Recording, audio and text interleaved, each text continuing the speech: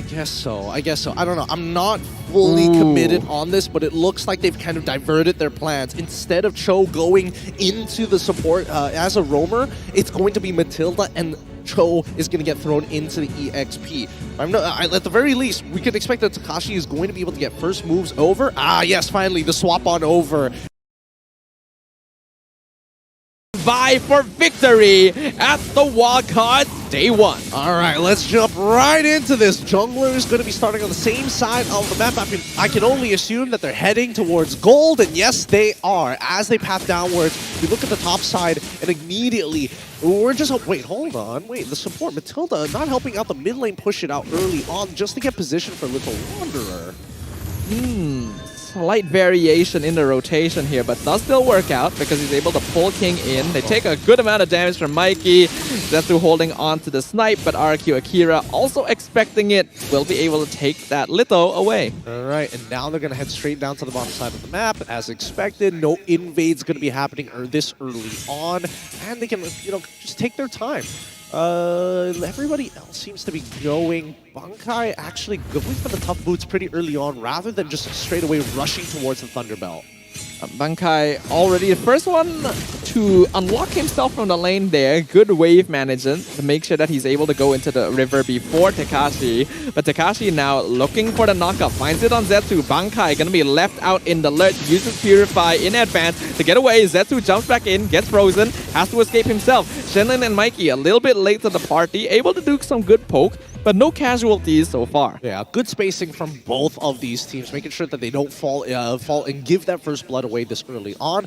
They gotta keep up with this dance. I think that Rrq Akira, as soon as they hit level 4, need to make momentum start to generate. Like Takashi, once we see level 4, we're expecting a guaranteed K. Absolutely. And because of that, it's going to be, again, important for Bankai to make sure that he doesn't get that too easily, though it does look like the Cho is outmaneuvering him in lane right now. So the timing for Rrq Akira should be pretty good. I don't know. I think they missed their timing because King didn't go straight to his orange buff. But let's look down bot side because, again, it's going well for Gusta Lagusta. I mean, it's very expected, right? It's a Bruno versus Melissa. He is absolutely going to bully her in lane. Rrq Akira gonna give up a little bit on their positioning in the turtle, but they are once again playing a slightly more formless draft anyway. So the Mongolz having control is expected. A flicker kick onto the Aurora, right into Glorious pathway, and Sagan gets the first blood, but Zetsu steals the turtle away. And now Rrq Akira will just have to back off without their objective. And that's a little sad for King here. Zetsu was able to close the distance pretty fast and get a Soul 7 for the extra bit of damage. Yes, it's been capped from 1,000 down to 500, but it doesn't mean that isn't a lot of extra bonus damage. Now, I do expect Rrq Akira to keep up this momentum. I like the fact that they were looking specifically for Mikey here, but they can do even more. Yeah, they can continue these fights. Once we're able to get a bit more damage in, and if Gusta is able to get comfortable enough in his gold lane to actually join fights himself, Rrq Akira has a lot of burst damage to work with. As long as they keep track of where Zetsu is in the fight, they will usually hold the advantage. Well, for now, 70 seconds until the next turtle actually pops up here. Very, very passive from both the laners. We are seeing early rotations coming from Takashi, which is rather interesting. I would have expected him to, kind of clear up the next wave, maybe even proxy the following wave. But it looks like they've got a good timing in terms of where the rotational path looks like. I'm not sure where they found the information from, but at the very least, they know that Suyo is hovering around here. It's surprising that he wouldn't go for that invade, though it may have actually been the bad idea if he did go for it, because a lot of the Mongols were gathered around that point. I think Rrq Akira at this point do recognize that their opponents will have a tendency to rotate very closely together. So if you see one player, you will likely know that there's 2 or 3 of them around, and that is good information to work with. This is where it's going to get a little tough for Takashi, right? Every single one of these trades, he doesn't want to have to commit the Way of the Dragon onto Bankai, but as long as Bankai is just marking him, he's going to get free damage in. 12 seconds until the next turtle actually spawns. At the very least, I would have imagined that, yeah, focus down on that mid lane, get everybody rotating, and this might just be a gank on that bottom side. Yeah, the Mongols gonna engage onto Takashi here, instantly dropping him to 30%. He's not going to be able to very safely engage, but will stick around. King gets stunned, gets knocked up. The kick going to miss, actually. Glorious pathway going to be slowing down Rrq Akira, and Bankai continuing to zone them out.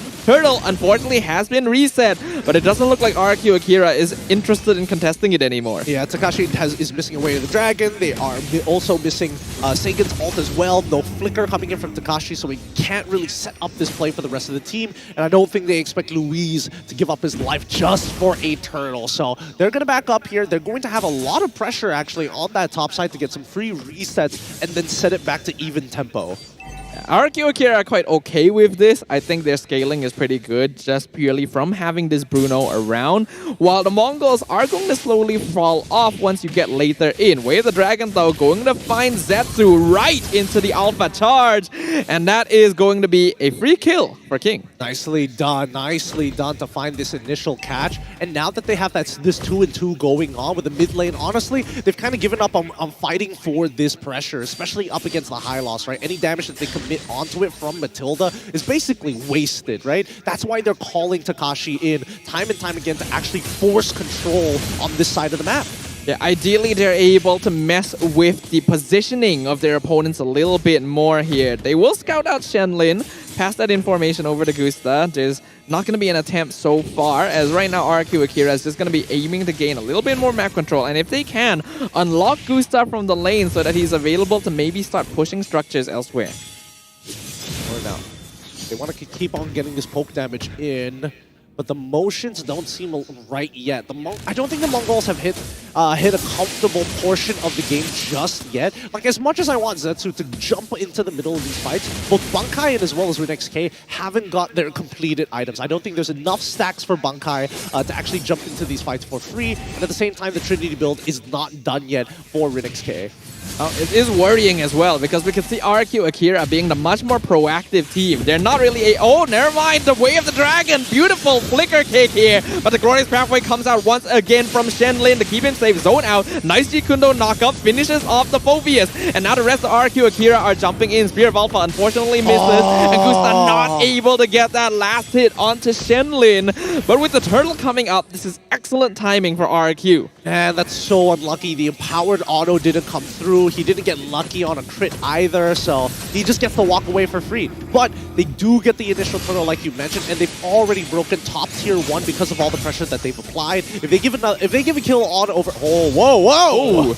That was an attempt there, but Way of Dragon used. Rrq pops the Purify, has to get out of here. Glorious Pathway makes sure Rrq Akira cannot collapse on him. Shenlin, though, they're going to flicker forward, gets the freeze. The rest of Mongols come in. Gusta gets the final hit. Hylos is down. Phobius jumps in, wants to take out Sagan. He still has his passive, so he will be able to revive. And Bankai not able to continue as Takashi now jumps onto Rrq in the backline. Bankai going to be traded away. Takashi not letting him go, even finishes him off. And it's going to be a 3-for-0 trade in favor of Rrq Akira. I don't know about that one. That was a very odd sequence of events. I mean, I think that Rrq ate how many third hits of Jikundos? Like 3 rotations of Jikundos all within the same minute?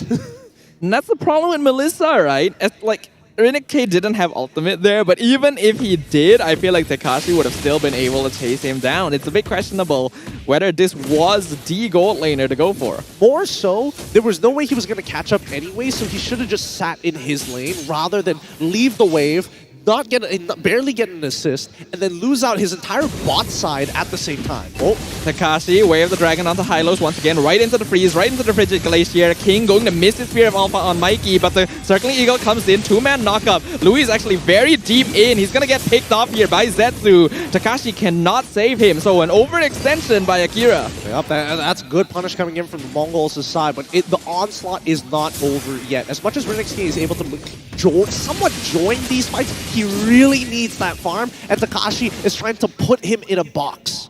Yeah, I'm very worried for the Mongols because they clearly want to fight when they're all together, but consistently pulling your core away from his farm means that they're always going to be behind in gold. And slowly but surely, Rrq Akira has built up a 3K net worth lead. With that lead, though, Mongols looking for a different angle. They're going to completely give up this first Lord of the game just to try and catch up in the economy. I guess that's fine, right? At least Rrq gets a bit of space. He's able to push waves, get some farm, get a free tower up top. Only the first Lord of the game, so the Mongols should still be able to deal with it. Yeah, it should be a pretty easy deal here. Can they get all the tier 2s? Can they even like break open mid-tier 1? I don't think so, especially with Rrqa able to kind of open the map safely with the help of Mglz. Can Rrq force it? I'm looking at Takashi. He's got Flicker. I mean, he could be able to set things up. Yeah, Luis trying to get the Circling Eagle angle, but Shenlin's just a little bit too far, but they're gonna be able to connect with the Lord down here. This tier 2 definitely goes down. Mglz used, not able to continue. Rrq, do they want to continue pushing this? No, they're gonna shift to the mid-tier 1. Continued move, and they also have ways to actually... They've got Takashi in a position where he can look for a flank. Circling Eagle comes out, not gonna commit here, not the right angle. Takashi as well, gonna be pulled out with the guiding winds. This Matilda enabling very aggressive play from Rrq because there's always going to be a get out of jail free card. Unironically, I don't want to make it seem like it's a bad thing, but Mongols are really good at kiting backwards and disengaging from fights completely, right? Like they find the most optimal angle whereby even if you do commit, it's not going to be a favorable position for you. Yeah, but this meta is not going to reward you too much for playing defensively for too long, right? We can see that slowly but surely the grip is closing on the Mongolian team right now.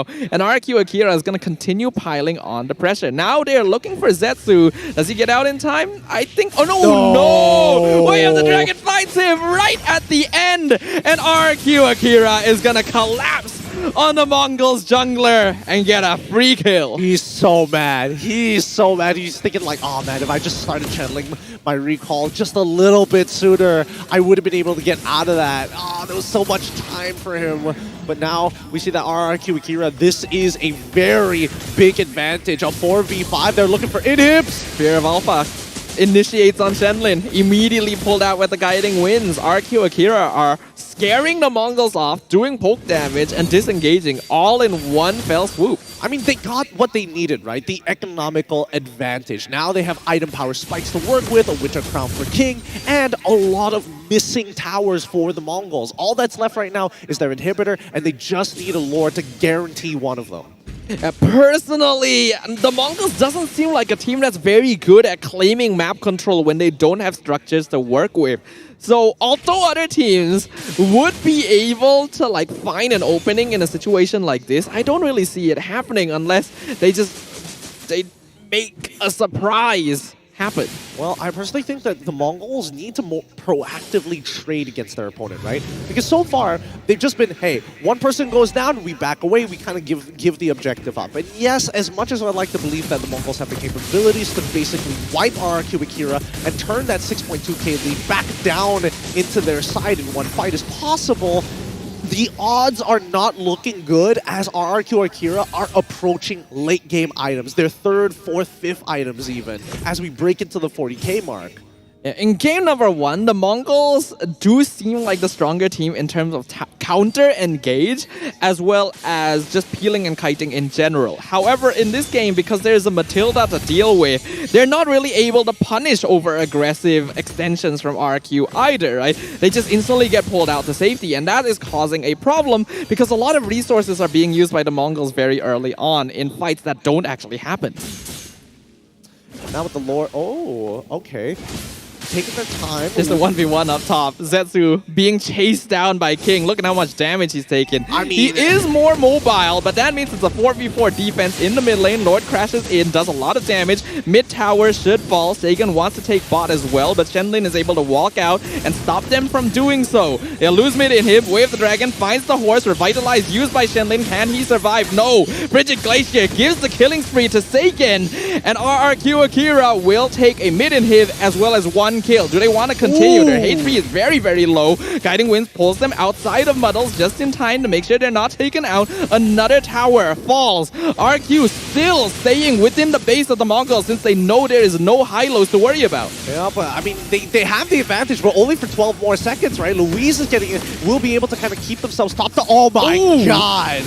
I can't believe this. Oh, beautiful Spear of Alpha on 2 members. Forces 2 flickers out. Winter Crown comes out. Bankai gonna be traded. A beautiful Way of the Dragon right into the Frigid Glacier. Mikey gonna fall. Mega kill for Sagan. But he does get shut down by Zetsu. He's found his own double kill. He is 1v, never mind. Triple kill for Gusta Lagusta. He's got too many items. And that means it is a clean sweep for Rrq Akira.